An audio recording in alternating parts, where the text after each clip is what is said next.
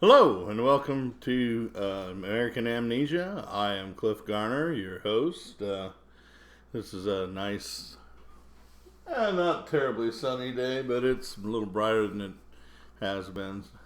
Um, right now, I'm just so you see what I'm doing right now these days. I'm reading In Search of Frankenstein by Radu Florescu. It's a little bit old. Florescu wrote a book on the historic, in fact, a couple books on the historical Dracula. This one, he's trying to find the prototype of the monster and the Dr. Frankenstein. And I may do a show on it sometime in the future, maybe on Dracula as well. I've done a program on Dracula a little while back on Light Flint Radio. You can find it there. I think might have been two parts. But any rate, I'm on part two of my Obama autopsy. Not really of him, but of him as a president. Not, but even beyond that, I actually started with some of the things he had done in Springfield, or actually not done, and how we here in Springfield, the capital of Illinois, perceived him, which is barely at all. We knew he was here. He was, people talked about him. The people saw he was reasonably young and a good-looking guy in a suit that talked well. I saw him speak at the grand opening of the Lincoln Museum we have here in Springfield. There was all the mayor spoke, and the governor, who's I think out of prison now, spoke. A couple of our representatives spoke. So did Dick Durbin, the senior senator of Illinois, Barack Obama, the junior senator of Illinois at the time, and then finally President George Bush spoke. This is just before I left for China. My friend Mario and I went to that. It was we were both invited. We were local businessmen, and so we were invited to go, and went through all the security and saw the black helicopters and the guys standing on top of the roofs with the sniper rifles, and all the people in the crowds with the little funny earpiece that were kind of keeping an eye on us. But we went through, I think, three security where they shook us down basically and let us through. A nice summer day. It was actually a very beautiful day, and Obama's quite the speaker. I couldn't tell you anything about what he said after he was done. I mean, he's like bad literature.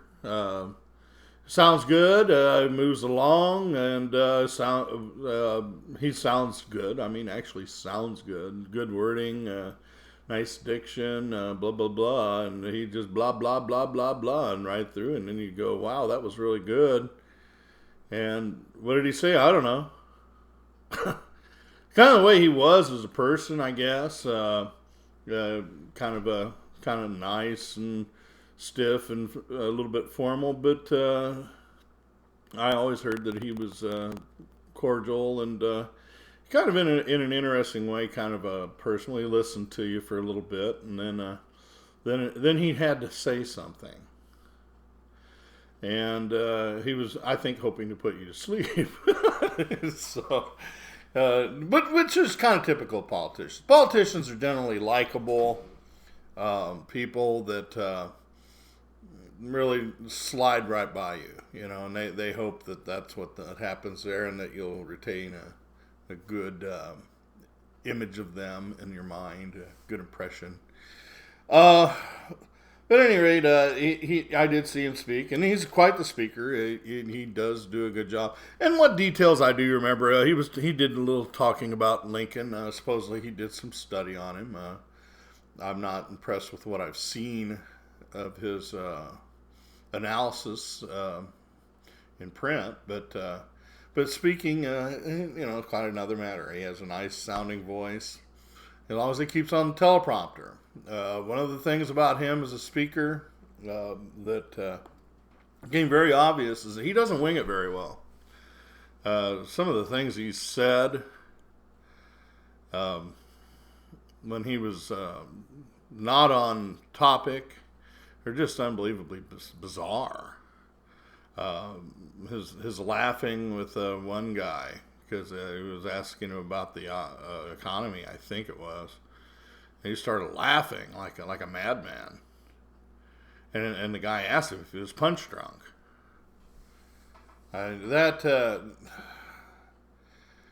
Oh boy. So as far as it goes, he was good when he was on cue. It's like he was all window dressing in a way, and we really never have gotten to know him.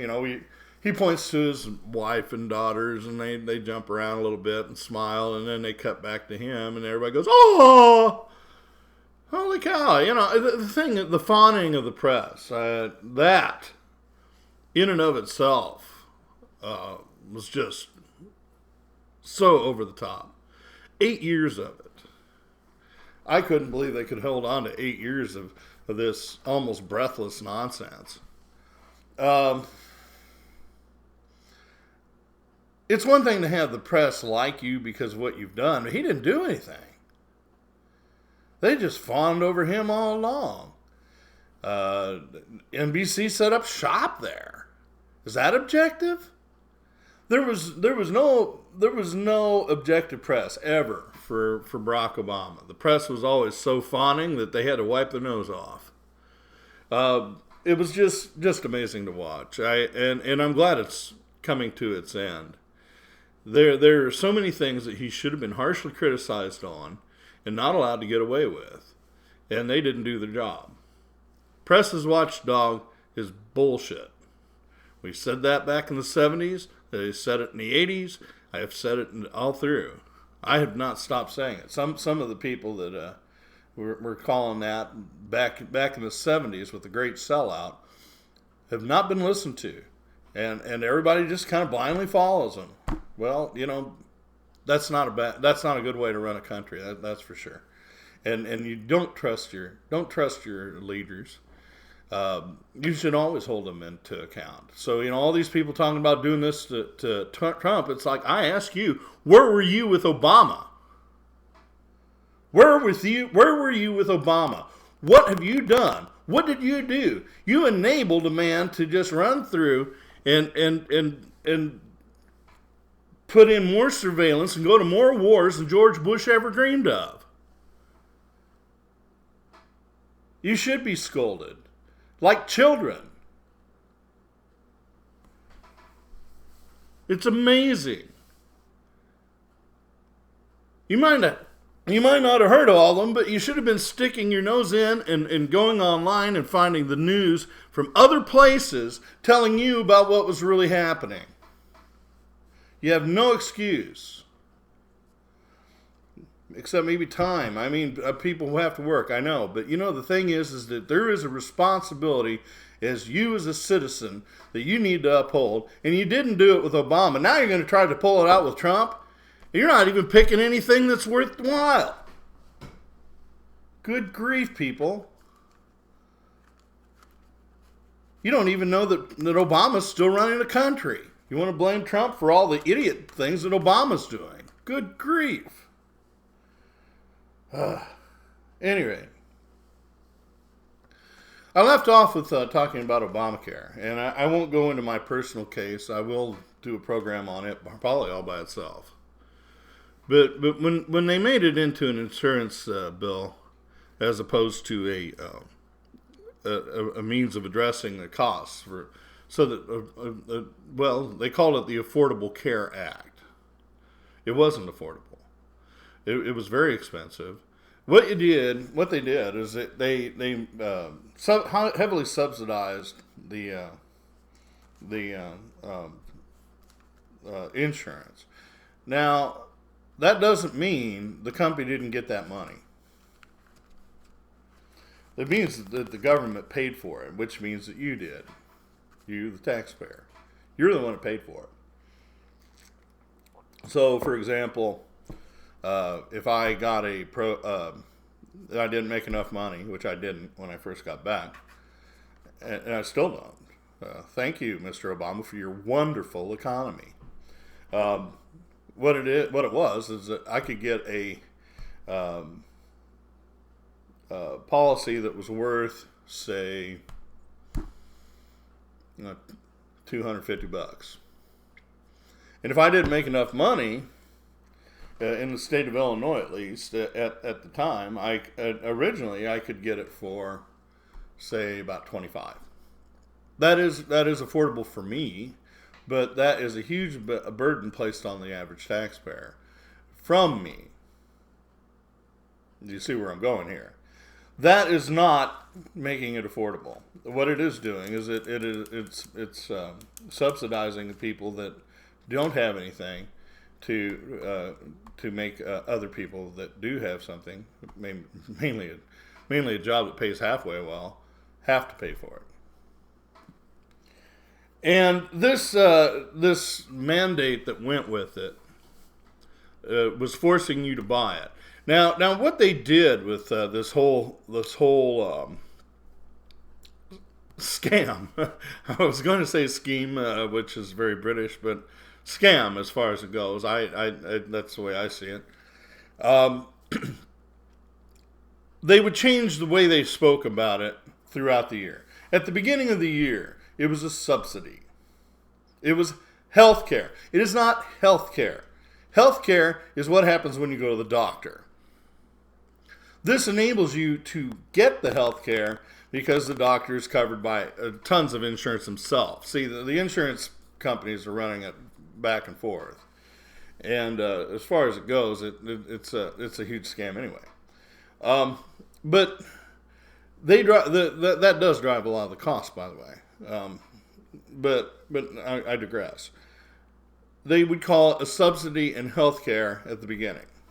As it came closer to the end of the year and tax time, it became a tax. So if you were starting off and getting the policy, they would say subsidy. But if you were paying the tax, they were going to call it a tax. That's pure and simple what it is. It was a constantly shifting floor that they created, verbally. I mean, there is no substance in this at all, in this change of language. It was only this semantic kind of thing, this game, really, that enabled them to do what they did. And so by making it a tax, they got through the Supreme Court. Is it a tax? Is it a subsidy? Is it a tax? Is it a health care? What is it? Not beast or bird or anything else. It's a thing. It's a creature. It's a rather ugly creature, too. And what they should have done all along is exactly what happened in Turkey. And what it was because you paid your taxes. You were in the system in Turkey. Your family was in too, because they were covered under you. Okay, so was there an insurance component? Who knows and who cares? They weren't emphasizing the insurance anyway. They were putting it through Social Security. So it wasn't necessarily even insurance. It was part of your state-run care of all kinds. So that's where the problem was. And the reason they wouldn't do it through Social Security is they don't want to be accountable for what they've done with the money. It's not there. They call it a lockbox, right? Well, they didn't lock the box, and they keep sticking their hands in it. So there is nothing in Social Security. They have to scrape it up every year and pay it out. I mean, it's pathetic what they've done there, and there's no end to their sticking their hands in it. I mean, it's just really sad. So they don't want to be accountable for the money they've already taken from you the average person who's working and a taxpayer, and they want to use that money for whatever, and I do mean whatever, and they don't want to give it to you. They find every way to keep it away from you, and if they finally give it to you after all this time going through hearings and everything else, then you finally get it. I mean, and then they try to keep everybody else from getting it. And eventually, because it's basically a Ponzi scheme, that eventually the money will run out.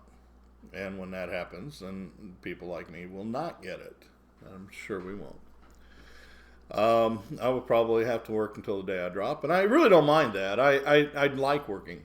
I have no intention of ever retiring. But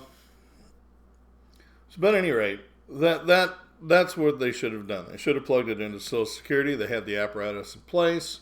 I think that was the original intention of Social Security. I think that, in fact, if I'm not mistaken, I do believe that Truman, when he talked about expanding health care to be universal, the two things that I think were planning on, I know for sure, is he was planning on increasing the number of doctors. He was going to call for the universities to process more doctors and to put them out there in the field and drop the cost. The most obvious thing in the world. Even Castro knew that. Even Castro didn't mess that up. But instead they made sure that fewer doctors would be there. And a lot of doctors retired, a lot of doctors quit. Just because of the nonsense here. And that's a fact. A lot of doctors quit. And I've talked to doctors, and that was the most obvious thing they should have done. They should have increased the number of doctors. The competition would have held down the prices. They should have done something about the skyrocketing insurance on doctors. There needs to be a kind of a limit to this lawsuit bonanza that is America. At least in Britain, they have a rule in which a frivolous lawsuit, if you lose, you're the one that has to pay. That's the way it should be.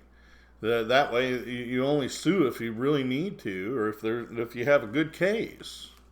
I mean, there should never be this idiocy of fat people suing McDonald's, and that's the holy grail for these doctors. There's no excuse for that, none. I tell people about that overseas, and they're just appalled. They can't believe what I'm telling them.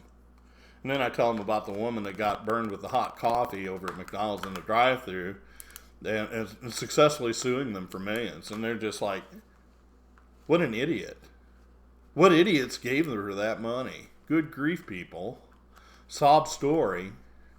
Well, we're going to have to quit feeling sorry for people in that way. So at any rate, Obamacare, I think, was misguided, and it was far more expensive than anybody planned on. It hampered the economy.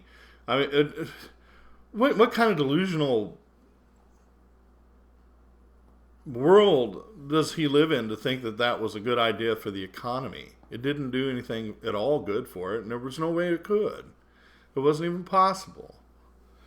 Instead, now we have the rising costs of the insurance, which everybody predicted, and then you got some people saying, "Oh, you should go single payer." No, you should have done it right in the first place. That's what you should have done. You should have done it right in the first bloody place. Don't give me that nonsense. Now, do I think they should fix it? Yeah. Yeah, they should. Why? Because I think that people have come to the point where they kind of need it done that way. However, I don't think the way that was given is the way to do it. I think that other countries have done a much better job. I looked at the French healthcare programs, and that was doable, highly doable. But I found the Turkish model the best.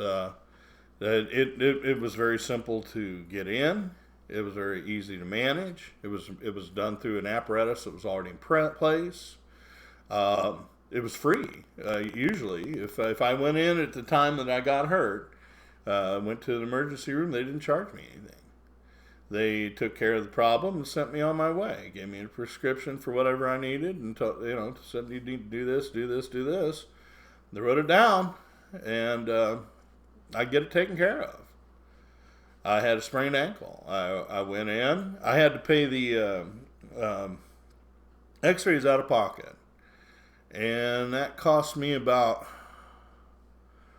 I think it was 35 lira, which at the time was about $12. So, that tells you something about the costs there.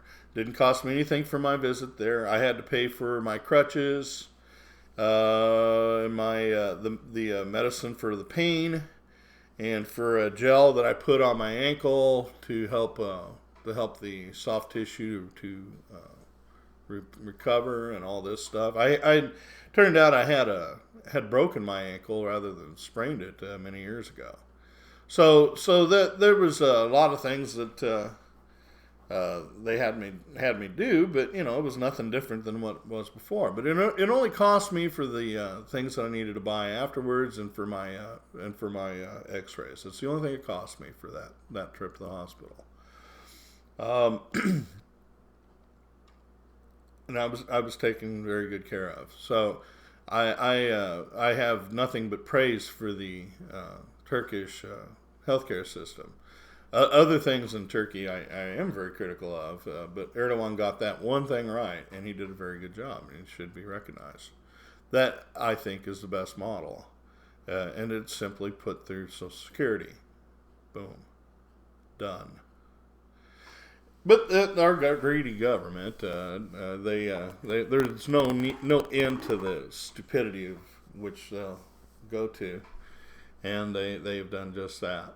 They picked a lot of winners and losers behind closed doors. Did we need to pass that bill to find out what was in it? I tell people about that overseas, and they're appalled at that too. It's just amazing how stupid our government has been, and under Obama. And I'm not giving the Republicans a pass, but at the same time, what the Democrats was idiotic, and that's why they lost. That's why they're not even there. They're lower than the Congress, and deservedly so. What they did when they were in power with him is beyond belief. I have a hard time comprehending it. Another thing might as well move forward with Hillary Clinton choice as Secretary of State. I thought it was brilliant at the time. I was giving Obama a chance. I had reason to suspect that he would do badly, but at the same time, I wasn't going to judge him without at least giving him a chance. Him taking money from Soros years ago before, I never really forgot that. But at the same time, who knows what he would have done. When he first got in, I had to give him a chance. I did. I really did. And when I heard him announce that he was going to name Hillary Clinton as his Secretary of State, I thought that was brilliant. For one, they were 2 for 1. You knew that Bill was involved in what she did, tagging along somewhere, working in the back rooms and stuff. And for a while there, I thought it was fine, although I kind of wondered at what they were doing in Afghanistan. They were either going to, crap or get off the pot, that kind of deal. They delayed and they delayed and they delayed. Same with Iraq. What they did in Iraq wasn't exactly what he said. We didn't really leave. There were all these corporations there. They were with their private armies. There were armies of mercenaries. The Z Corporation, ex-Whitewater types that were there. I was getting word from people that I knew who had gone over and come back that these idiots were kind of maintaining a private war, and sometimes just coming unglued. They were not very responsible, but they're mercenaries. You're paying them to go to do a job, which is supposedly wage war of some kind, or provide security at least. There was also the Afghanistan thing. They just, like Hamlet, he was hand wringing in front of the whole world. And I kept thinking, this is Carter all over. And I defended him. I didn't necessarily see the point in maintaining the wars there, either one, but they didn't leave. And we're still in Afghanistan. We're still fighting the Taliban, and we're still watching women getting acid thrown on them and everything else over there. And it's just a mess. He didn't improve on anything that Bush had already done. And we had to go back again on top of that. So is that an improvement? No. Not at all. So his grades on the wars that were already existing are low. Bush at least pursued it. He was half-assed in those. And he had to go back and clean up the mess that he left. So, there's no way. How do you figure that was done well? How on earth can you figure that was done well? Tell me, because I don't see it. It's just like the infrastructure here in the country. Shovel-ready jobs. Gonna fix the infrastructure. Yeah, right. Same crumbling bridges, same everything, Good job. Oh, yeah. Real good president. Did a lot. The economy, he stopped from bleeding any further. Was there any growth? No. What kind of jobs did people get? They went from working in a decent place, a factory or whatever, to working in McDonald's. And having to work 2 and 3 jobs. And he counted all 3 of them as making a new job. But such nonsense. Press back, just fawning over him. Oh, you're the greatest president who ever existed. That's on his coffee cup. That's on his coffee cup. Don't give us that. Show us how he was. He wasn't the best president we ever had. Didn't even qualify as a good one.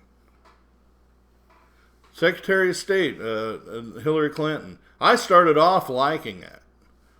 However, between the corruption and the war hawking that went on after he sat there and wrung his hands over Afghanistan, I think he was worried about what the Democratic Party was going to say if he went to war. But after the Democrats got voted out, he had his options wide open on war. He was everywhere. He was everywhere. And the whole thing with ISIS, I watched that start. And you want to tell me, that started with Bush? No, it didn't start with Bush. Zarqawi did. He was dead. Bush at least killed him. No, al-Baghdadi and all that. There was a few transitions that came through. They became more and more radicalized as far as this doctrine of Islam that they used. And make no mistake, this is a doctrine that has been promulgated in Islam from the beginning. That doesn't mean that most Muslims believe it. But it's always been there. And when I was in Turkey, I saw people that actually supported it. Doesn't matter how long that had been a secularized country. There is that element within the society, and it wasn't negligible either. Yeah, it was right there. It popped up in surprising places. A lot of it came through the AKP, the AKP. The ruling party, the Justice and Welfare Party that Mr. Erdogan is very successfully run, unfortunately. That element was always there. Did it rule all the time? No. There were other elements that kind of had control for a while, but Erdogan wanted to cultivate that. He thinks he's the Mahdi, He's got people telling him that. And nobody in the news over here even wants to talk about that. I guess it's because they don't want to bother to have somebody translate Turkish. But yeah, he has people whispering in his ear that he's the Mahdi. He believes that he's an apocalyptic character that's going to come at the end of the world, going to raise up a righteous generation, and he's going to invade Israel. That's what he believes. Don't fool yourself. And we're playing with that fire? He likes Erdogan, I think. However, he did leave him out to dry a few times. I'm going to go into more detail on that next time. I'm getting a little bit farther afield. But what happened with Clinton, though? She turned to warmongering and bribe accepting, and I think that's how she ran her whole foreign policy for Mr. Obama. And I think Mr. Obama either approved or didn't have a whole lot of choice but to approve. Hard to say what she might know about him. Might come out yet. Department of Justice. I've never seen a more politicized Department of Justice. Eric Holder. Thought he'd do a good job. No reason to think he wouldn't have. But he very quickly ended up coming out and saying things like they have to brainwash us about gun control. Hello? Is that what you do in a free society? Fast and Furious. Illegal as hell. Nobody did anything about it. Hey, people. What was the press doing with that one? Trying to take out the Second Amendment. It was nonsense. It was an idiotic plan to start with, and it didn't work on the Second Amendment either. Actually, as far as it goes, I wouldn't be surprised if Obama was being backed by the gun companies. They made more profit under him than they have anybody else. Huge profits. Everybody went out and got a gun. Says something about him.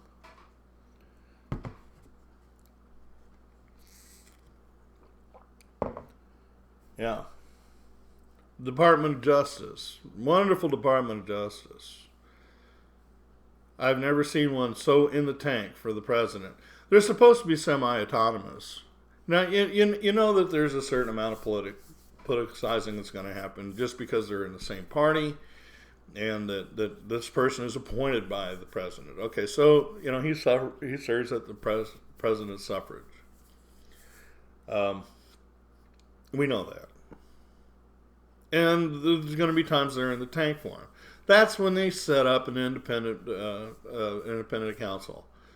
This didn't happen with Obama. Obama made sure that didn't happen. He just got by scot-free no matter what. And it was just too damn bad, for all you Republicans and all you people who dissent, that, too bad.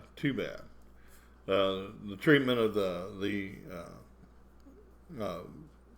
people who, the whistleblowers,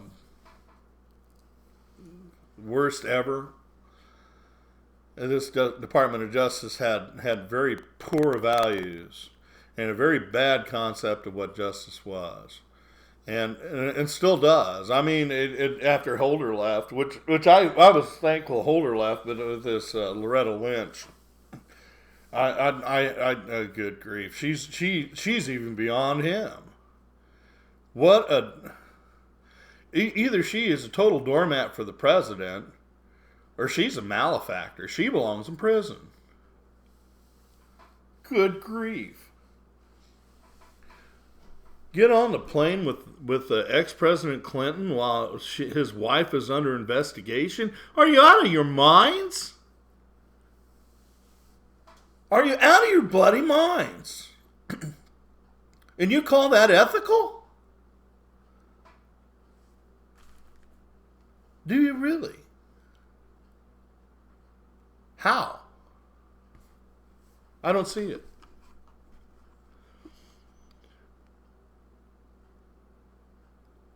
This is part two. I'm going to wrap it up now. It's gotten long already. And I'll finish up with part three, I hope. Maybe have to do four. Who knows, maybe five. We'll see. But this is Cliff Garner from American Amnesia. We'll see you later.